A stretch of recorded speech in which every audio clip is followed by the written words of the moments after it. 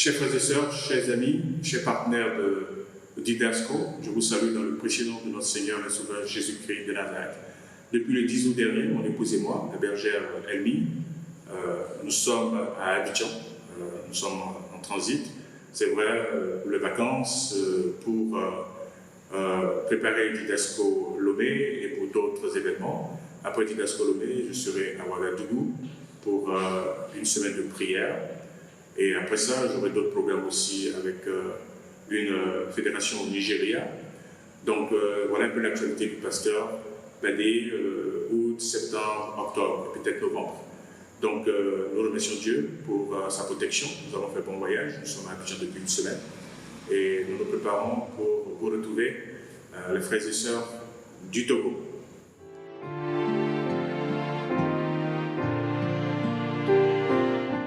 Il faut dire que le label de Didasco, comme on le connaît aujourd'hui, a été lancé seulement en 2023 avec la Fédération du Sud de la Côte d'Ivoire. Après, il y a eu la deuxième édition de Didasco en 2024 dans la mission du Nord de la Côte d'Ivoire. Et il y a eu la troisième édition de Didasco en 2025 dans la nouvelle fédération, la Fédération du Sud, non, de l'Ouest de la Côte d'Ivoire. Mais avant le lancement du label de Didasco, en 2020, Didasco en miniature ou bien en préparation a été une réalité au Nigeria. Le président actuel de la division, le pasteur Dr Ouda, était le président de l'union du Nigeria, la plus grande union de notre division, la division du centre et de l'ouest de l'Afrique. Alors, il nous avait invité à une grande campagne de prévention où il nous a demandé aussi de faire la délivrance séance tenante pendant la campagne. Donc, et avant 2020, au Nigeria, où il y a eu près de 200 pasteurs, il y a eu l'Angleterre qui nous a invités en 2016 pour former les pasteurs de la Fédération de l'Angleterre. Donc, vous voyez, avant que nous lancions Didasco en 2023, il y a eu le Nigeria en 2020, il y a eu l'Angleterre en 2016, il y a eu d'autres pays, hein, par exemple la Roumanie, la Suisse, il y a eu le Soudan. Donc, c'est tout ça qui a préparé le lancement du label de Didasco en 2023 en Côte d'Ivoire. Et après, il y a eu Didasco 2023 aussi au Maroc. Et il y a eu Didasco 2024.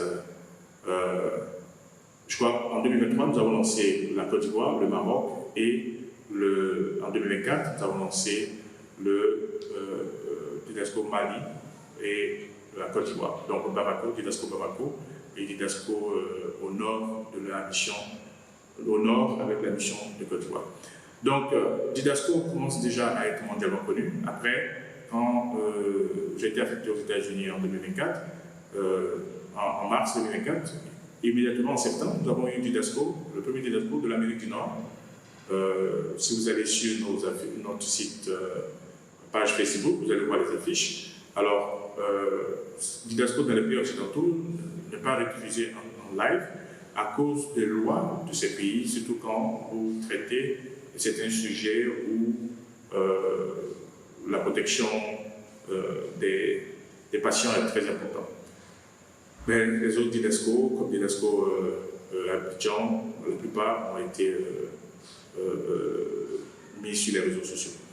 Donc, Didasco, ça a été plus de 6000 participations, près de 600 pasteurs et laïcs qui sont venus spécifiquement pour être formés.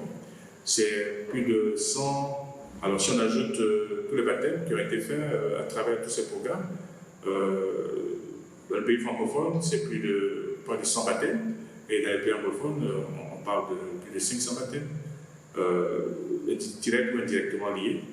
Donc, Didasco, c'est aussi le soutien à des projets de construction dans certaines églises. Et vous avez suivi notre soutien au projet de construction dans la Fédération de l'Ouest et dans la mission du Sud de la Côte d'Ivoire. Donc voilà un peu ce que je peux dire comme résumé de Didasco. Je ne vais pas donner des chiffres financiers, mais Didasco, c'est cette dynamique-là.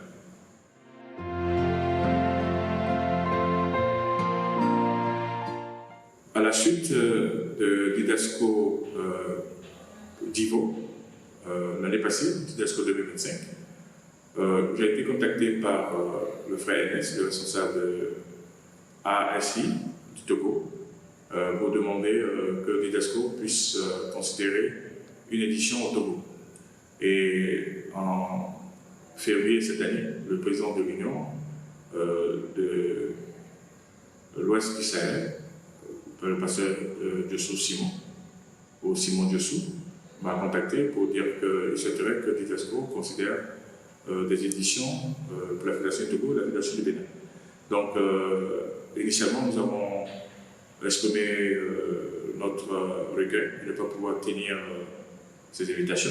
Mais quand mon programme a changé et que je devais être en Côte d'Ivoire, j'ai immédiatement contacté le président de l'Union pour lui dire que s'ils sont toujours intéressés, Didasco pourrait relancer l'édition pour Lomé, pour le Togo. Donc voilà un peu l'histoire de Didasco Togo 2026, Didasco Lomé 2026. Il y a eu Didasco, la deuxième édition de Didasco aux États-Unis. La première édition, c'était en septembre 2025. Et en mars 2026, il y a eu déjà Didasco aux États-Unis, comme la deuxième édition. Donc pour cette année, Didasco Lomé sera le deuxième Didasco que j'organise.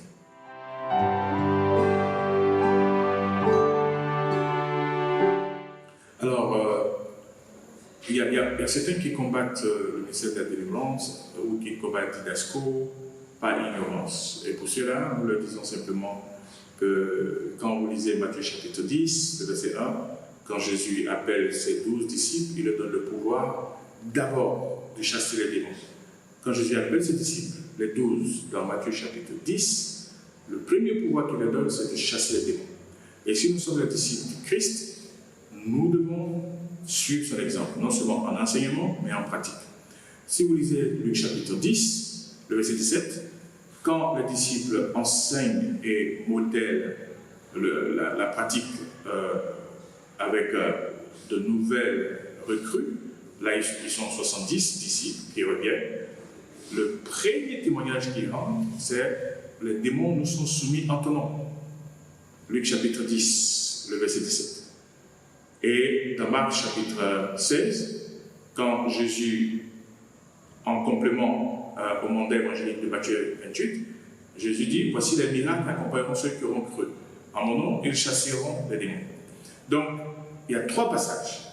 Matthieu, Luc, Marc.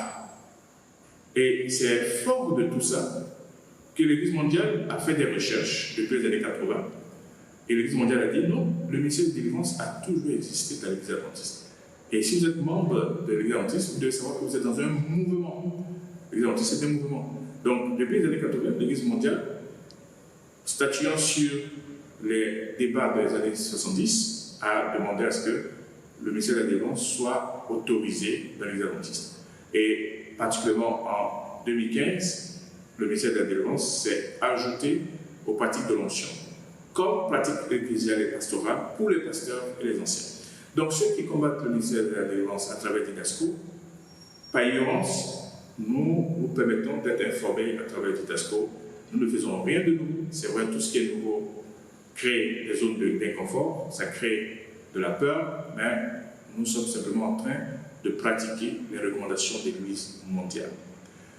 Maintenant, ceux qui ont des problèmes et qui combattent Didasco, en plus de l'information, qui font de la désinformation, ceux-là, nous allons leur dire, attention, vous êtes en train de combattre non seulement l'Église, vous êtes en train de combattre un commandement clair de Jésus-Christ.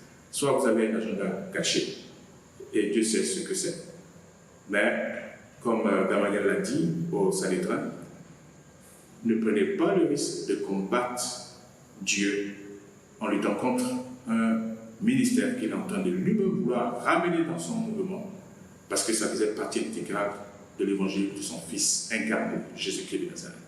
Donc, nous disons, Mésinformation, c'est l'ignorance. La désinformation, c'est quand on a un agenda caché et qu'on propage toujours de fausses informations, bien que connaissant la vérité. Donc, Didasco, c'est l'outil qui veut donner le cadre pratique de la recommandation de l'Église.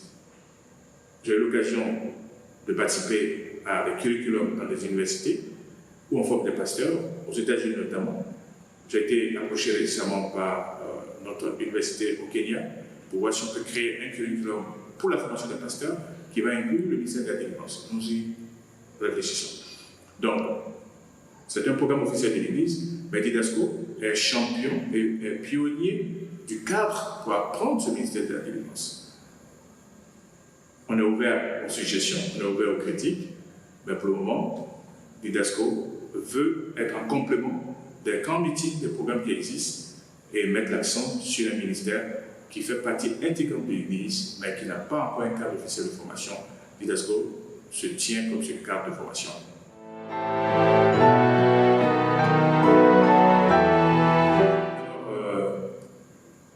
La joie, chaque fois pour moi, c'est de voir que Dieu dirige son Église.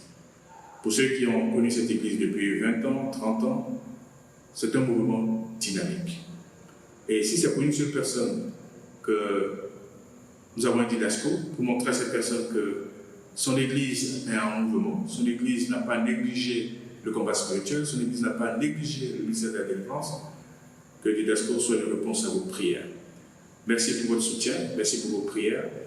Et pour ceux qui seront connectés, à bientôt pour Didasco Lomé, du 1er au 5 septembre 2026. Et pour ceux qui seront physiquement à Lomé, que Dieu nous fasse grâce et que nous puissions nous retrouver pour encore une autre expérience dans la prière, dans l'exaltation et dans le combat spirituel. Que Dieu vous bénisse et à bientôt, frères et sœurs de Lomé, pour Didasco 2026.